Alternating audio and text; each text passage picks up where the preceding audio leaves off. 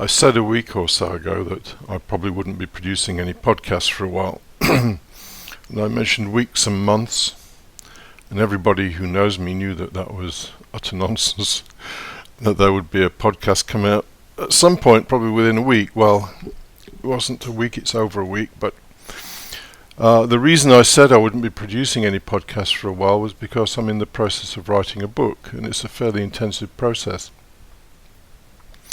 But it occurred to me that maybe a good way to not just disappear for 2 months is to read some of the bits of the book as I write it.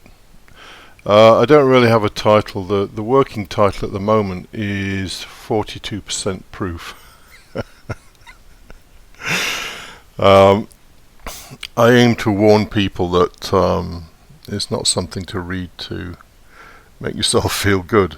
Although the aim, of course, of all this is to make yourself feel good in some way or other, but you know, you have to walk through hell to get to heaven. That's just the way it works. And 42% proof may help people do that if that's what they want. Anyway, I've written a piece called B0, and I'm going to read it. It's just one of, maybe one out of every 4 or 5 pieces that I write for this book. I'll do a podcast for, so it's not a particularly long piece, probably lasts, 5-10 minutes. So here we go. B0. 0 emotional identification and 0 intellectual attachment. Sounds like it should be easy, but it isn't. Life has its hooks into your emotions and has shaped your ideas, and we all walk around with a massive amount of intellectual and emotional baggage. 0 is not concerned with trying to stop emotions, but with not buying into them. For the intellect, however, 0 is all about weeding out our ideas and throwing them on the bonfire. Unlike the emotions, which are not under our control, but are a reaction to our environment, ideas are almost wholly under our control, and we can test their worth and throw them onto the bonfire of the vanities if desired. In many religious traditions, the creation of the world is seen as an error, a move away from 0. Prior to manifestation there was 0, but a tiny, almost imperceptible something disturbed 0, and matter was born. So it is with our own nature. If we can rest at 0, life becomes simpler, more peaceful, and we experience contentment. Just a small positive or negative movement away from 0, we might find ourselves lost in the world of manifestation for years, maybe a whole lifetime. The first step in the move back to 0, because we were once 0, is to acknowledge that plus or minus is not a desirable state. Plus might be some emotional excitement, or the adoption of a new system of belief.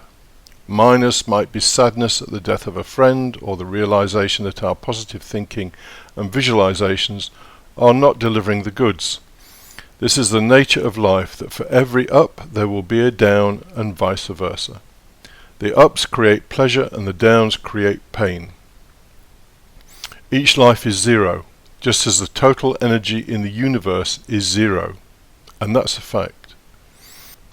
At any moment we may be full of hubris, because something significant has happened on the plus side of life, but you can be assured that at a later point we will be despairing because it all looks hopeless. Such is the roller coaster of life once we have invested in it at an emotional level. Those who think they can just pick roses without being hurt by thorns are simply delusional, and it is worth remembering that the self-help industry was created to perpetuate that delusion. Intellectual 0 is far easier to achieve than emotional 0, although it is still quite a challenge. We can examine our inventory of ideas, decide whether they serve any useful purpose, and discard them if they do not.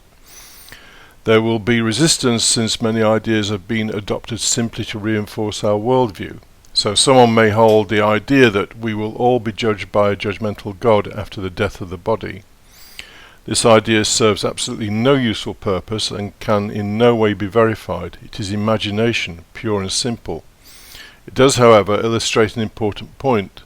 The ideas we hold in our minds are very often tied to emotions, and so intellectual cleansing cannot take place without parallel work on the emotions.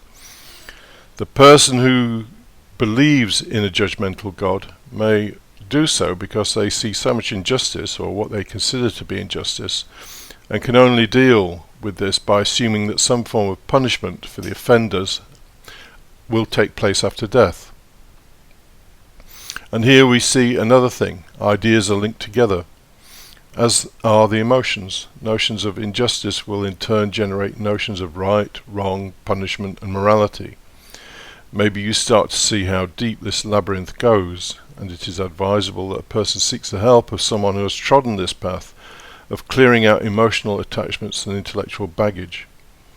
What is striking about most spiritual, religious and self-help doctrines is that they aim to heap more emotional and intellectual garbage on top of that a person already possesses.